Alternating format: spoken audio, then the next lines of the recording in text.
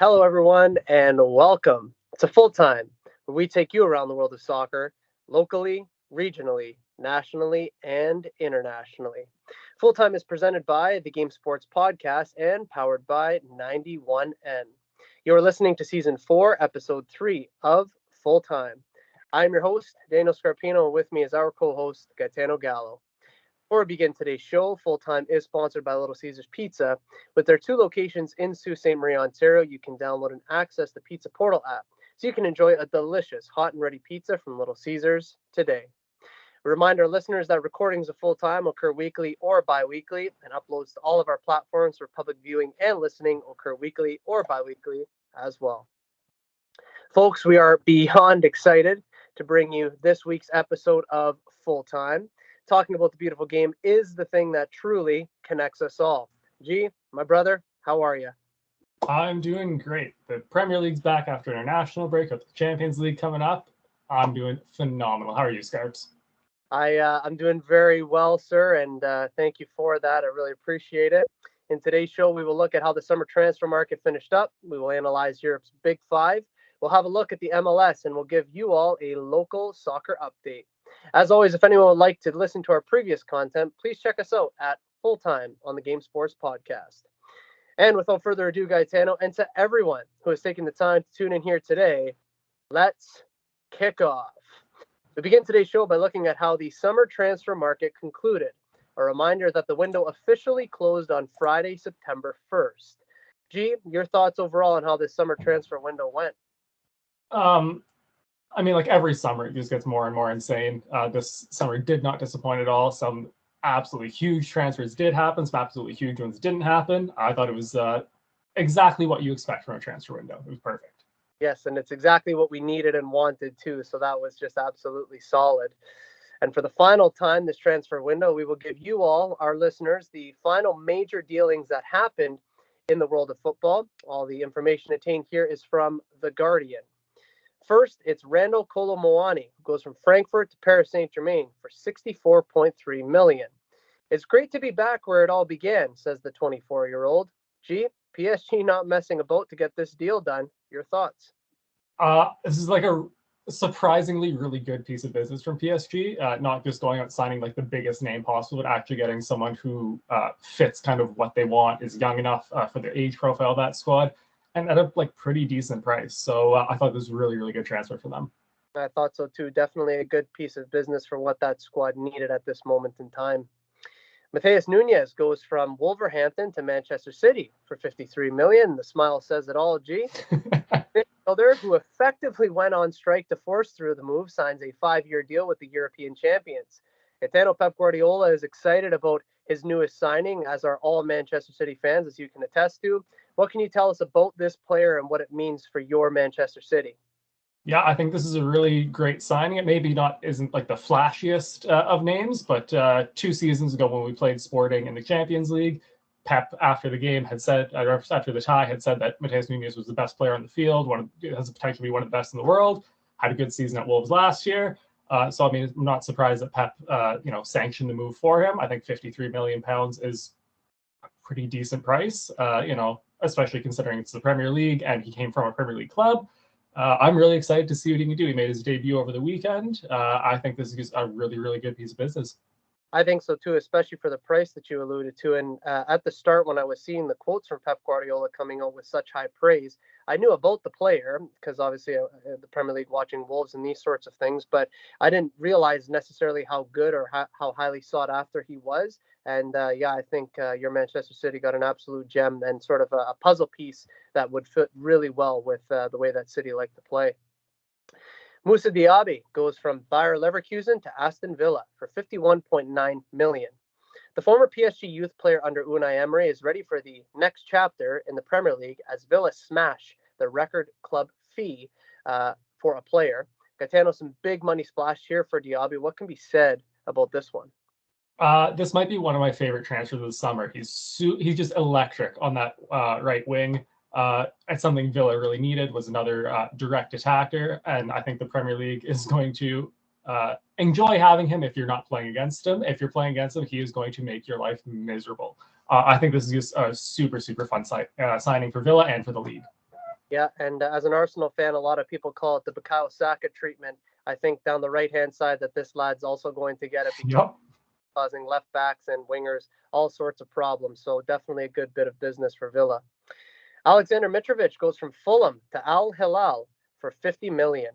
Fulham reluctantly accepted the reported $50 million fee for the striker, consistently made his desire to leave very well known, by the way. Gitano Mitrovic wanted out, and he got out along with a hefty chunk of cash in his pocket. What do you make of this one? I mean, obviously, I know Fulham fans are maybe not happy about losing him. He was a pretty consistent Premier League goal scorer. He's the record goal scorer in the Championship. Like he was just like a really good Premier League level player. But getting 50 million pounds for I think he's 31 or 32. Being able to invest that back into the squad, he gets his final big payday. Like I think it's kind of win-win for everyone, and I think pretty decent piece of business. I think so too. And as good of a player as he is, and as well known as he is, as you said, in the Championship when Fulham had went down, and even in the Premier League, he's always been known to score some goals here and there for sure. There was a couple of rifts that he had with the manager. A couple of times he had been subbed off, a few red cards as well in there. So I think might be actually a blessing in disguise for Fulham. Could reinvest the money and get what they need to continue trying to move their way up the table. Brennan Johnson goes from Nottingham Forest to Tottenham for 47 million. Spurs get their main target this window. Johnson was ever present for Forest in the last league season. It's been an unusual window, admits Postecoglou, the Tottenham manager. G, is this a good bit of business for Tottenham? I think it's an okay piece. They're very clearly rebuilding with the departure of Harry Kane and a really older squad, a new manager coming in. So like, I think he maybe isn't going to be a piece that's going to be huge for them like in a few years, but I think he's a perfect piece to kind of get them through this transition. Yeah, I would agree with that. And I was listening to an Arsenal podcast earlier today, actually. And even though Kane has departed from Spurs, Spurs have had a really good start to the season. And one of the things that they spoke about in that podcast was that Spurs now have a variety to which they play. Kind of when you play, and there's the North London Derby coming up in about a week's time. So the way in which Spurs used to play is you knew everything was going through Harry Kane and then maybe Son or somebody else on the wings that they would get the ball to. Now Spurs have a little bit of a different way in which they play, and maybe Brennan Johnson will just add to that. Mateus Cunha goes from Atletico Madrid to Wolverhampton for 44 million. The attacker completes his move on a 4-year deal after his initial loan spell, where he scored twice in 20 games. Gitano, did Wolves get a good one? I don't think so. This is it was an option or it was an obligation in the loan to buy him, and yeah, I think they got scammed a little bit. He did not produce at all in the 20 games he played for them earlier, and I haven't seen anything from him that suggests that he'll be anything like worth that value at all. Yeah, and you want to talk about trying to get games over the line. Wolves are having a really difficult time doing that, losing a lot of games late and dropping points in easy fashion. And I believe in our preseason predictions, you may have even said that they might be going down this season. So if this person's going to come into the squad, Kuna, he's going to have to hit the ground running. Cole Palmer goes from Manchester City to Chelsea for 40 million. Pochettino will be delighted to have signed the young English forward, as the Chelsea boss says. Palmer can play in a variety of positions. Gitano, I thought that this was going to be one of Pep's future players at City, almost like how he did with Foden. Obviously not to the same extent, but he said that Foden was never going to be for sale. But Cole Palmer, he makes his way to Chelsea. What is your analysis of this move? It's a little bit of a weird one. So when there were kind of first rumblings that he wanted to leave City for more game time, I understand it. You're a young player. You're kind of behind Bernardo Silva's and in the preseason before, like Raheem Sterling and Riyad Mahrez. But, you want to get that progression. You want to grow your game and become one of the best in the world. Like I understand wanting to leave. I don't understand going to Chelsea though. If it went to like a Brighton, a West Ham, a Newcastle, where there were minutes available in that right wing spot, like I would understand that, would have no issue. But he's going to Chelsea now to be behind Raheem Sterling and Mudryk and Nkunku and all of those players. So like you're swapping one bench for another, and at least on like the City bench you're winning trebles. Like in Chelsea you're just going to be sitting mid-table, during this rebuild.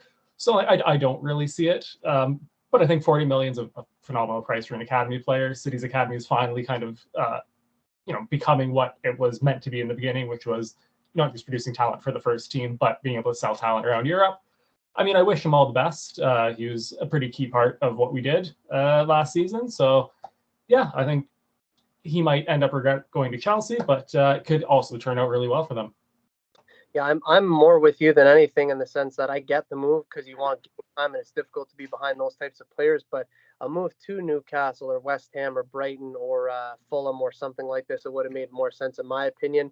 Chelsea already has a stacked team, at least by way of numbers. So you're kind of, like you said, swapping one bench for another. So we'll see what happens there, but I hope it materializes well for him. Pochettino spoke very highly of him, so time will tell on that one.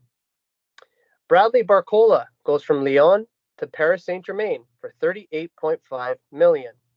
Luis Enrique continues his PSG rebuild with a move for a rising star who recorded 7 goals and 10 assists last season. Gitano, seemingly a good bit of business to improve this PSG side once again. Your perspective? Yeah, another really good piece. This kind of feels like PSG is starting to get their stuff together. They're trying to starting to get organized and understanding that you can't just buy superstars and win a Champions League. You actually have to build a squad. This is a really good signing. He was linked with City, Chelsea, Barcelona, and I think Real Madrid early in the window. So it's a good, beating out a lot of high-end competition for him. I haven't seen too much of him. He's only 21 or 22, playing in the French league. Haven't seen a lot, but everything I've read about him, he has the potential to be one of the best in the world in the future. For sure. And it's one of the cases, as you alluded to, PSG trying to finally build a squad as opposed to just putting big key pieces in spots. Again, you don't win titles like that. As you know, being a City fan, you need an entire squad. And it looks like PSG is trying to turn that way with the way in which they build now. Mohamed Kudus goes from Ajax to West Ham United for 38 million. The versatile creative player intends to entertain the fans after following Edison Alvarez from Ajax. Gee, does this move make West Ham a better team? I think so. He's got a bit of European pedigree, having played for Ajax the last couple of seasons. Something West Ham probably need, considering their Conference League title defense this season. Everything I've seen from so far, he looks pretty exciting. Had a brief cameo at the weekend against City. I thought for the limited minutes that he played, he looked pretty good. I'm excited to see how he kind of grows into this team and how they grow around him. I agree. And what I will say is that I think West Ham actually deserve a lot of credit. After losing Declan Rice, they've, in my opinion, reinvested that money in a very sensible way. And they've had a nice start to the season. I think David Moyes is doing a fantastic job. So they have some level of European football, doing well in the Premier League. So I think this is yet another good move.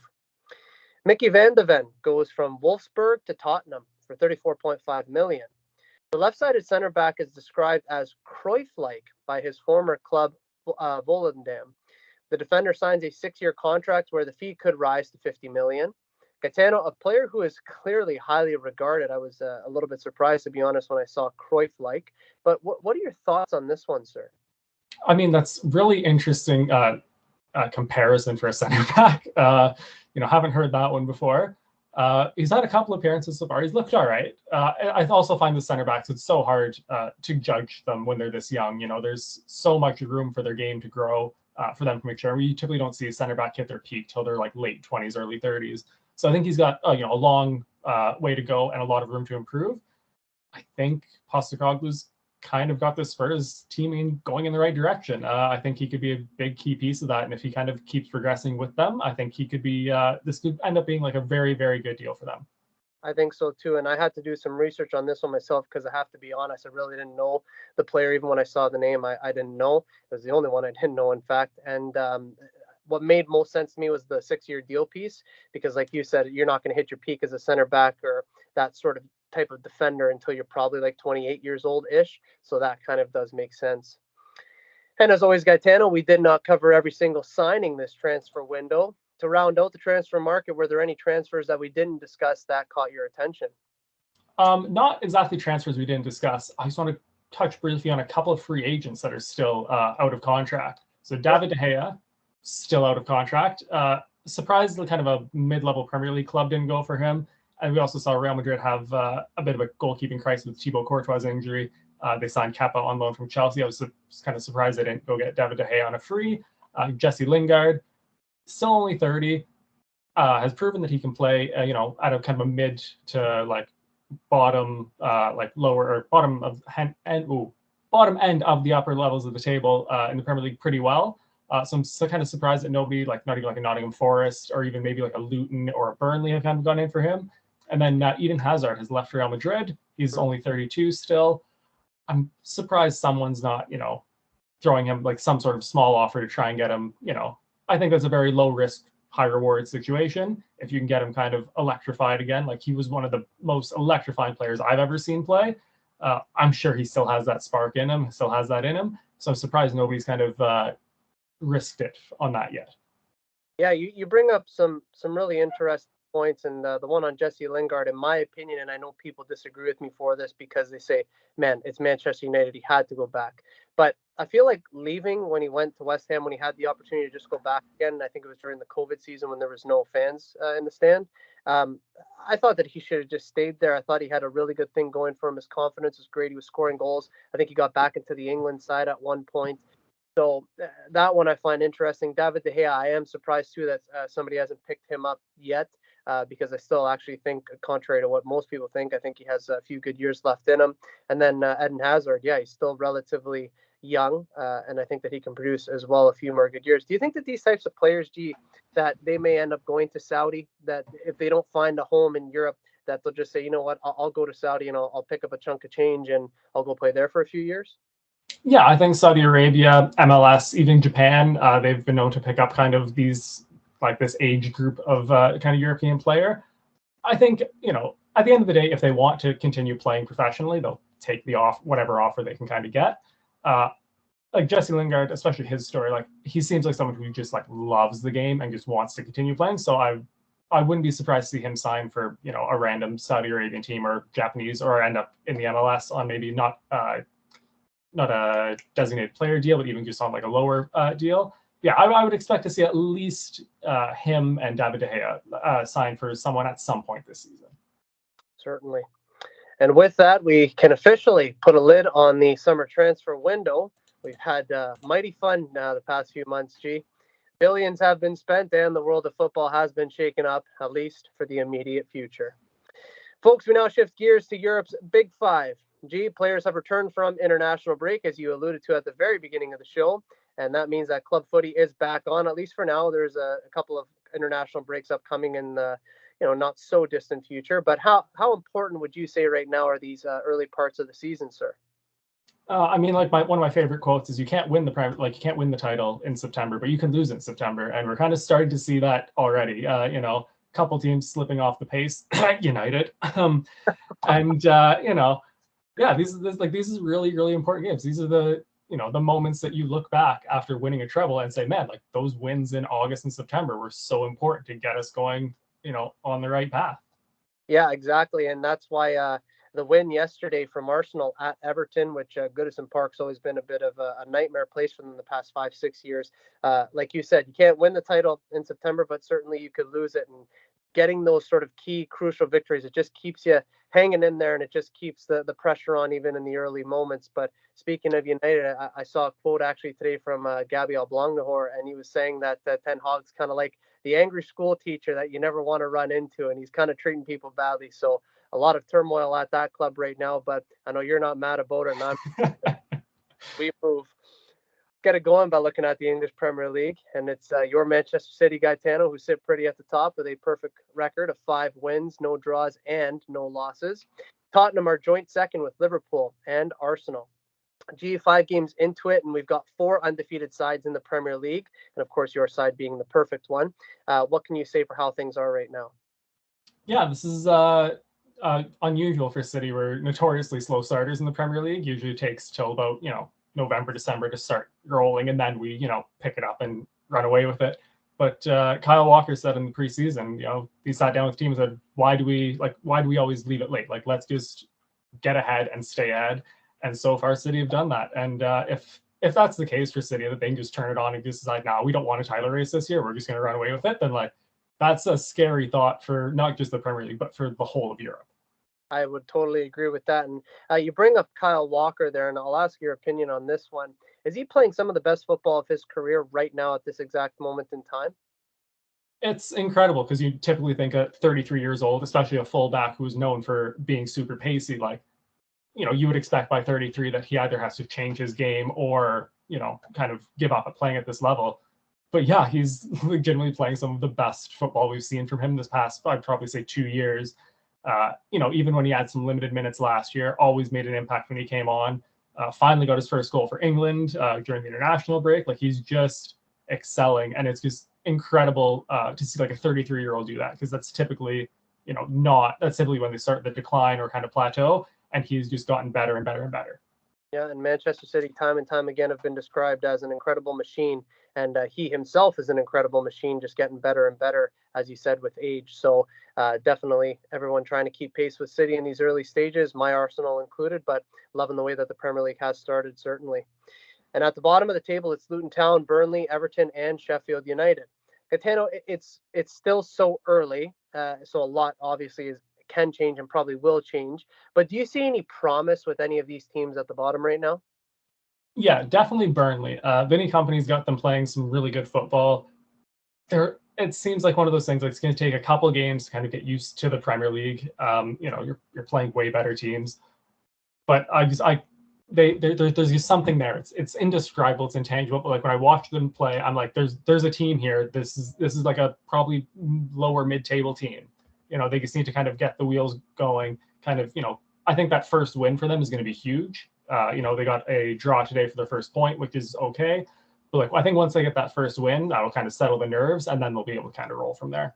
I'm definitely with you, and I'm a big believer in principles of play. Obviously, I've been coaching competitively for 13 years, and if you have the principles to which you want to try and drill into your team, it's better than having no plan at all. And the way I see Burnley playing, like you said, I'm just a little bit different than you. I think it's going to take more than a couple of games. I think it'll probably take 10 or a little bit more. And then as soon as those principles start to click in, I think it's going to be firing on all cylinders. And it's not going to be a top half finish for Burnley, but I'm not like some of the other pundits that are out there saying that they're going to get relegated. I think that's a bit ridiculous. But one glaring thing for me yesterday was the way that Bournemouth played against Chelsea, the 0-0, and then the way in which Everton played against Arsenal.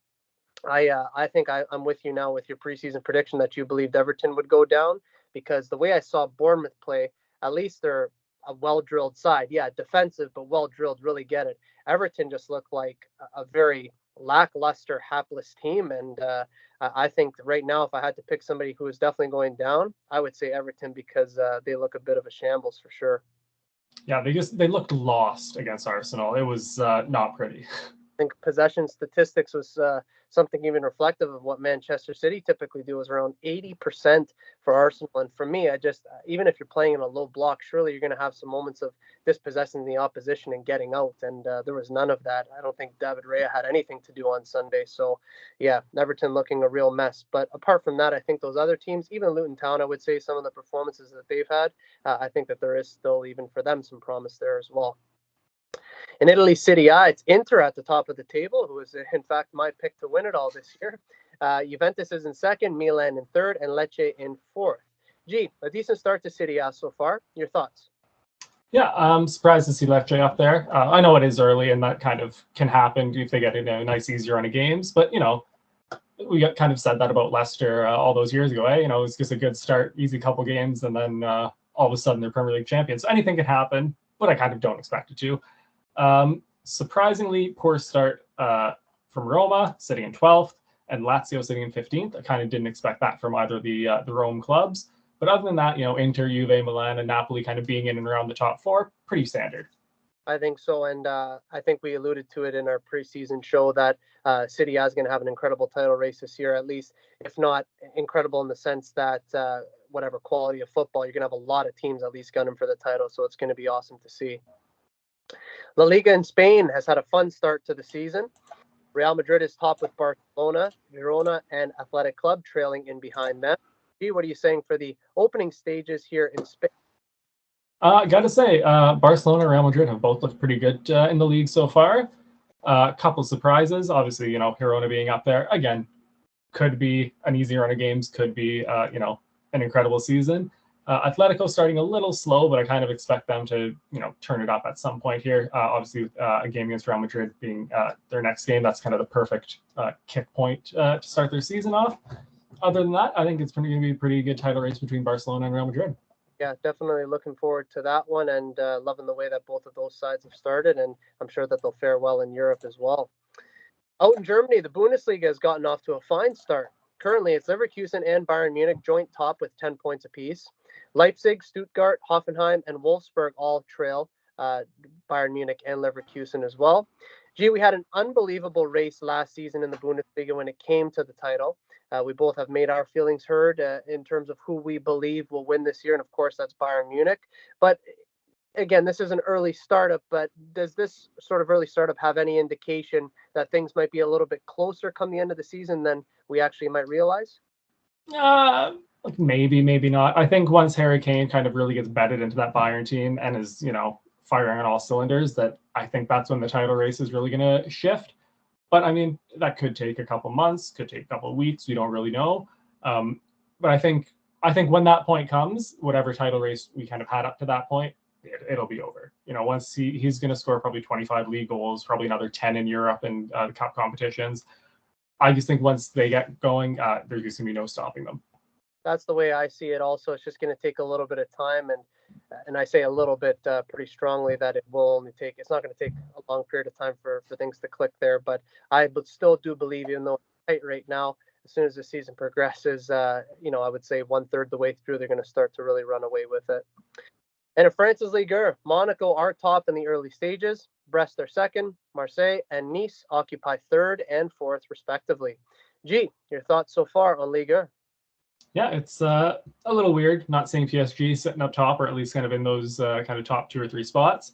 But again, it's only been 5 games. I don't want to, jump the gun and say, oh, they're not winning the league, they're going to be terrible. But I think this is good for them. I think, like we've talked about in the transfer, like building a squad and, doing things like the right way. I think maybe, like signing big name, expensive players, they might be sitting atop the league right now.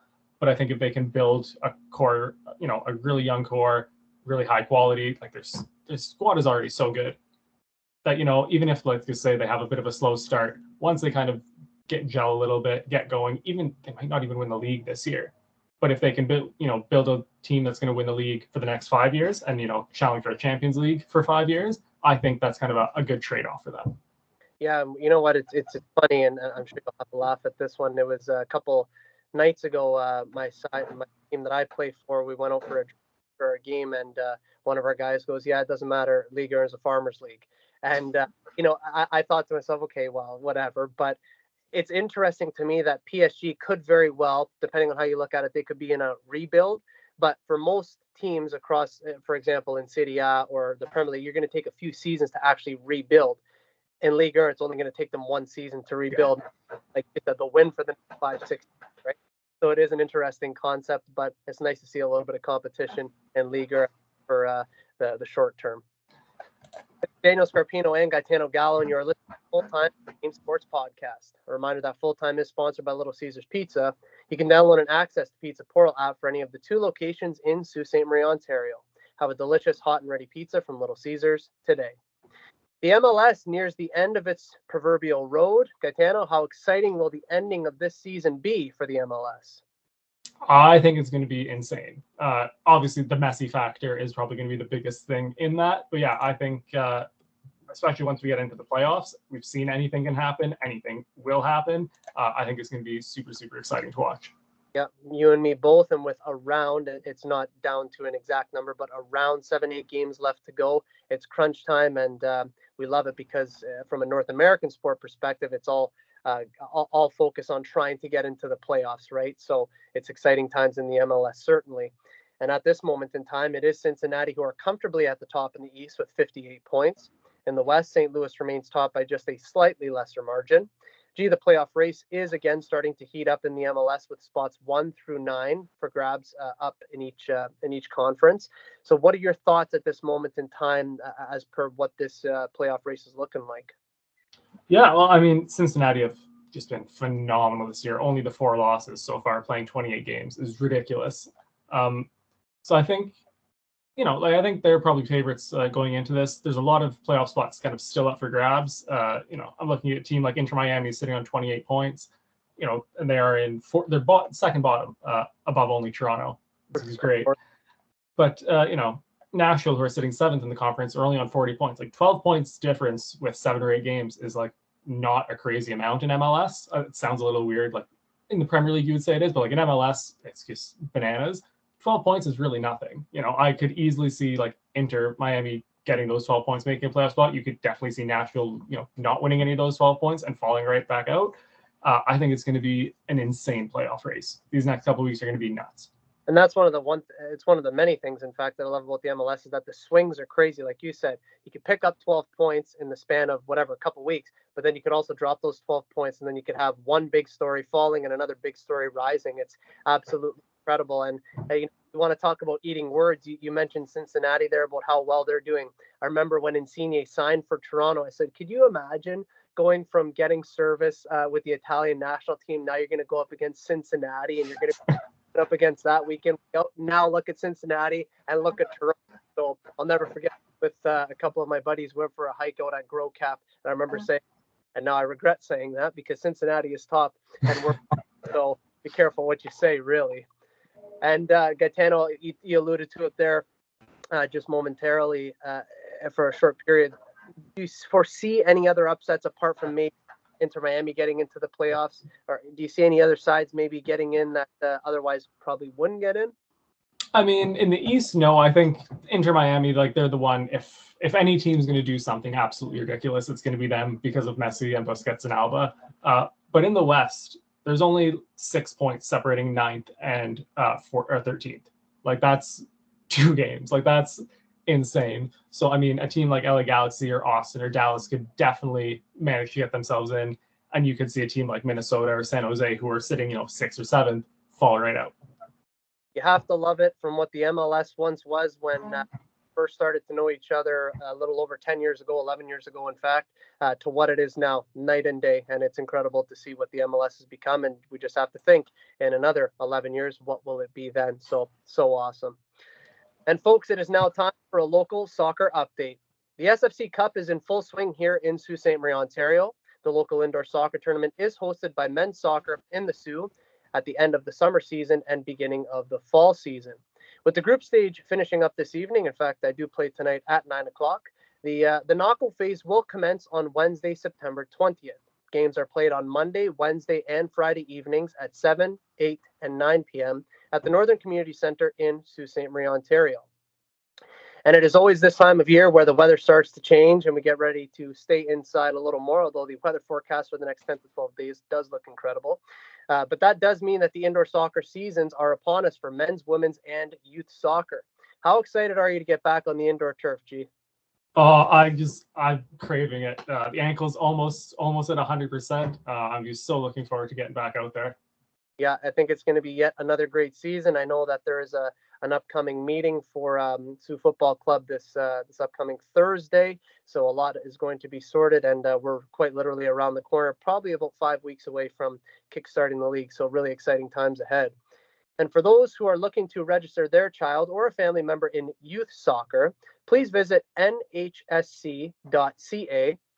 Spots are filling up quickly in all divisions. That's nhsc.ca to register youth players for this winter's indoor soccer season. I think some of the work that Northern Heights does, I've worked for them for the past 2 years as their technical director. I've since left my post in the summer, but they do some incredible work there, incredible people who take care of families and allow kids to play throughout the winter. And it is a long season, but it's awesome because we have that indoor facility, and anybody who's looking for something to do in the winter for their kids or kids that they do know, I think indoor soccer in the Sioux is fantastic for them.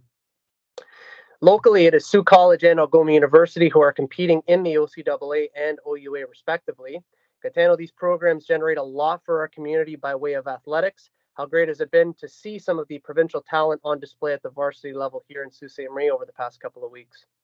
So I haven't been able to get to a game yet. I was supposed to go this weekend. I couldn't, but I'm super excited to get to a couple of games. I've heard the men's team's actually doing really, really well for Algoma U, which is really, I don't want to shit on them, but it's a nice surprise. They're not always this good. So I do want to get a couple games in while they're this good, kind of enjoy it while it lasts. I think it's we've got some really, really good athletes playing for our teams now. We got even better athletes coming, traveling across the province to play against us. So yeah, it's a super, super exciting time. Yeah, what I will say for the men's program, just a complete and total turnaround there. The games this weekend, you take a perennial powerhouse in York, who is consistently one of the top two teams in the country, only lost to them 2-0, and Algoma had to play about a half an hour of that game down a man. They played with 10. And then against McMaster yesterday, in my opinion, the fact that they didn't draw 2-2 was a shame, but up 2-1 late and then to lose at 3-2 was a heartbreaker. But the men's program at Algoma has done a complete 360. They look incredible. And it, like you said, it's really nice to see some of the provincial talent coming to the Sioux and on display. The next home game, in fact, for Algoma University will be this Saturday, September 23rd at Superior Heights Field against the Waterloo Warriors. The games will kick off at 1 and 3 p.m. on Saturday. The women's team plays at 1 and the men will play at 3. Sioux College is on the road this weekend with a pair of games at George Brown and Seneca. The college will host their next set of home games on Saturday, September 30th, so at the end of the month, and Sunday, October 1st at Superior Heights Field. So what I would say for that is, because the kickoff times haven't been confirmed, please check out SiouxCougars.ca, and Sioux is spelled SAULT. Again, that's SiouxCougars.ca for full schedules for all athletic teams as well as upcoming kickoff times. This is Daniel Scarpino and Gitano Gallo, and you are listening to Full Time on the Game Sports Podcast. A reminder that Full Time is sponsored by Little Caesars Pizza. You can download and access the Pizza Portal app for any of the 2 locations in Sault Ste. Marie, Ontario. Have a delicious hot and ready pizza from Little Caesars today. Ladies and gentlemen, that is Full Time. As we wrap up today's show, we want to thank you for tuning in and being with us to talk about the sport that unites us all. Gitano, this was yet another fun one. Thanks for everything, my friend. Hi, thank you for having me. It's always a pleasure talking about the beautiful game with you. Couldn't have imagined a better way to end my Monday.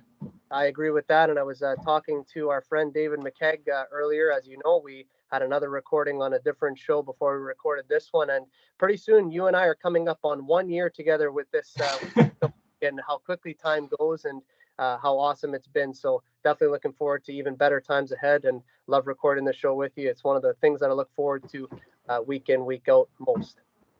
A reminder to our listeners that the next episode of Full Time will be recorded the week of October 9th, 2023. In that show, we will examine Europe's Big Five, we'll analyze the MLS, we'll take a look at local soccer, and we'll even talk a little bit of Champions League. As always, we will keep everyone in the loop with all the happenings in the world of football. For weekly content, make sure to hit like, follow, and subscribe to all platforms of both the Game Sports Podcast and 91N on YouTube, Spotify, Apple Music, Facebook, Instagram, Twitter, TikTok, and Podbean. For Gitano Gallo, my name is Daniel Scarpino, and thank you for tuning in to Full Time. We look forward to seeing you at kickoff next time back here on the Game Sports Podcast and 91N. Best always.